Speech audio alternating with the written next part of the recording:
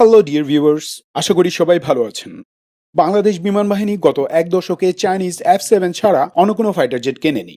এটাই বাংলাদেশের national security ইস্যুতে Achilles tendon. Hello guys, welcome back to another video. Viewer फिर से बहुत ही ज्यादा इंपॉर्टेंट किस्म की वीडियो आज की होने वाली है। Weaver Bangladeshi fighter jet MiG-29 सैकड़ों किलोमीटर दूर से हिंदुस्तान की जंजुओं और बर्मा के जंजुओं पर हमला कर सकता है। बहुत ही ज्यादा वीवर ये पावरफुल किस्म का फाइटर जेट है, तो इसी के रिलेटेड आज की वीडियो होने वाली है। अभी तक आप लोगों ने हमारे चैनल को सब्सक्राइब नहीं किया हुआ, जल्दी से हमारे चैनल को सब्सक्राइब कर लीजिएगा। तो without wasting the time video को स्टार्ट करते हैं। হ্যালো ডিয়ার ভিউয়ার্স, আশা করি সবাই ভালো আছেন। বাংলাদেশ বিমান বাহিনী গত এক দশকে চাইনিজ F7 ছাড়া অন্য কোনো ফাইটার জেট কেনেনি। এটাই বাংলাদেশের ন্যাশনাল সিকিউরিটি ইস্যুতে অ্যাকিলিস টেন্ডন ছিল এবং আছে। তবে এই সময়ে এয়ারফোর্সের 8টি MiG-29 মাল্টিরোল ফাইটার জেটই একমাত্র ভরসা ছিল। যদিও ইতিমধ্যে দুইবার ওভারহল করা হয়েছে, তবুও এগুলো এখনো আরো বছর বিশেক সার্ভিস দিবে আশা করা যায়। বাংলাদেশ এয়ারফোর্স তাদের এই 8টি MiG-29 গুলোকে লেটেস্ট SMT ভ্যারিয়েন্টে আপগ্রেড করছে। এর মাঝে 6টি ফাইটার সিঙ্গেল সিট এবং 2টি টুইন সিট। এজন্য একটি টেন্ডার দেওয়া হয়েছে এবং ভেন্ডর ফাইনালাইজড করা হয়েছে ইতিমধ্যে। তো এই ভিডিওতে আমরা কি দেখতে যাচ্ছি তা নিশ্চয়ই গেস করতে পারছেন। ইয়েস, এই MiG-29 SMT আপগ্রেড প্যাকেজে কি কি লেটেস্ট ইকুইপমেন্ট যোগ হবে সেটাই বলবো এখন। MiG-29 SMT high precision air to air and air to surface weapons equipped, যা দিয়ে যেগুলো এরিয়াল, গ্রাউন্ড এবং সি টার্গেটকে ঘায়াল করা যাবে। বাংলাদেশের MiG-29 গুলো অলরেডি তাদের হাফ সার্ভিস লাইফ অতিক্রম করেছে। দুইবার ওভারহল করার পর এবার মডার্নাইজ করা হচ্ছে। এতে করে ফাইটার জেটগুলো আরো অন্তত 8 থেকে 10 বছর বেশি ফ্লাই করবে। ইউজুয়ালি যে কোনো ফাইটার জেটকে আপগ্রেড করার সময় জেটের avionics, engine, fire control radar এবং অন্যান্য মাইনর সিস্টেমস গুলো চেঞ্জ করা হয়, সেই সাথে সফটওয়্যারও আপগ্রেড করা হয়। Now let's see exactly what includes in this SMT upgrade package. Radar. Bangladeshi MiG-29 গুলোর রাডার পরিবর্তন করে Russian ফ্যাজোট্রন NIR corporation design ঝুক ME radar install করা হবে। একটি স্লট অ্যান্টেনা অ্যারে যুক্ত ঝুক এমি হলো মাল্টিফাংশনাল মাল্টিমোড রাডার। এই রাডার ISR টেকনোলজি না হলেও লেটেস্ট টেকনোলজির পালস ডপলার রাডার। এটি বেশ পাওয়ারফুল এবং ওজনে হালকা। স্লট অ্যান্টেনার কল্যাণে এই রাডারের ডিটেকশন রেঞ্জ অনেক বেশি এবং আরো ভালোভাবে টার্গেটকে আইডেন্টিফাই বা রিকগনাইজ করতে পারবে, যা কার্যকরভাবে যে কোনো শত্রু বিমানকে হিট করতে মিসাইলকে গাইড করবে। ঝুক এমি একই সাথে 10টি এরিয়াল টার্গেটকে ট্র্যাক করে এবং তার মাঝে 4টিকে লক্ষ্য করে মিসাইল ফায়ার করতে পারে। This is a mentionable upgrade. এই রাডারকে কেন্দ্র করে advanced integrated fire control system built in থাকবে। এই সিস্টেমে Zhuk ME radar, infrared search and track, helmet mounted sight and laser detection technology যুক্ত আছে।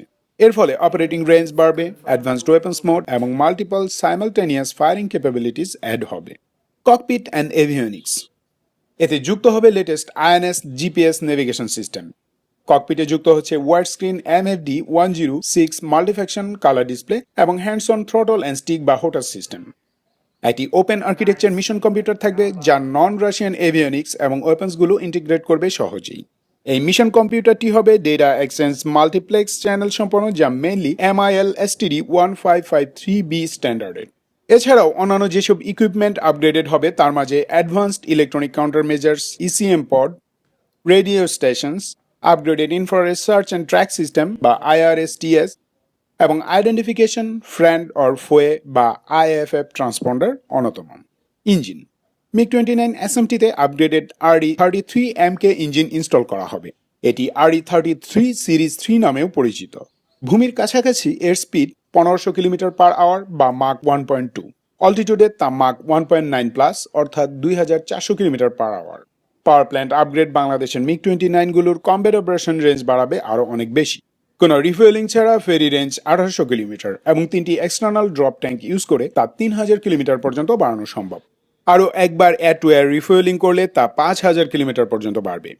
বিমানটি আপগ্রেডের পর সর্বোচ্চ 17500 মিটার বা 17.5 কিলোমিটার উচ্চতায় ফ্লাই করতে সক্ষম হবে এবং এর সর্বোচ্চ স্পিড মাক 2.25 পর্যন্তও হবে। Maximum G load +9 -3। Armaments. MiG-29 SMT গুলো R77 beyond visual range missile fire করতে পারবে। That's mean beyond visual range capable হবে। পাশাপাশি মিডিয়াম ও short range R27, R73 air to air মিসাইলগুলো তো থাকছেই। অন্যান্য নোটেবল ওয়েপন্স আপগ্রেড হলো অ্যান্টিশিপ ক্রুজ মিসাইল এবং latest precision guided bomb firing সক্ষমতা। সার্বিকভাবে বলা যায় SMT ভ্যারিয়েন্টে আপগ্রেডের পর বাংলাদেশের MiG-29 গুলো ডাবল পাওয়ারফুল হবে। মডার্ন এরিয়াল ওয়ারফেয়ারে যে ধরনের ক্যাপাবিলিটিস প্রয়োজন তার অধিকাংশই MiG-29 SMT ফিল আপ করবে। কিন্তু স্যাড থিং ইজ বাংলাদেশের মাত্র 8টি MiG-29 এবং অতি দ্রুত বিমান বাহিনীর এয়ার পাওয়ার বাড়াতে হবে, এতে কোনো ছাড় দেওয়া যাবে না। Thanks everybody for watching this video. Stay tuned by subscribing defence update Bangladesh channel. वाह वंडरफुल वीवर, क्या शानदार किस्म का बांग्लादेश का MiG-29 फाइटर जेट है। बांग्लादेश के दिफा को स्ट्रॉन्ग बनाने के लिए बांग्लादेश ने इसको रशिया से बाय किया था और बांग्लादेश इसका अपग्रेड वर्जन जो है उसको भी बाय कर सकता है। MiG-35 भी बांग्लादेश बाय कर सकता है। आई होप कि बांग्लादेश जो है वो दौरे जदीद के और भी ज्यादा फाइटर जेट जो है बाय करे और अपनी कंट्री को और भी ज्यादा मजबूत बनाए। अगर आप लोगों को मजीद इन्फॉर्मेटिव वीडियो देखनी है तो जल्दी से हमारे चैनल को सब्सक्राइब कर लीजिएगा। मिलते हैं आपसे नेक्स्ट वीडियो में इंशाल्लाह, तब तक के लिए अल्लाह हाफिज।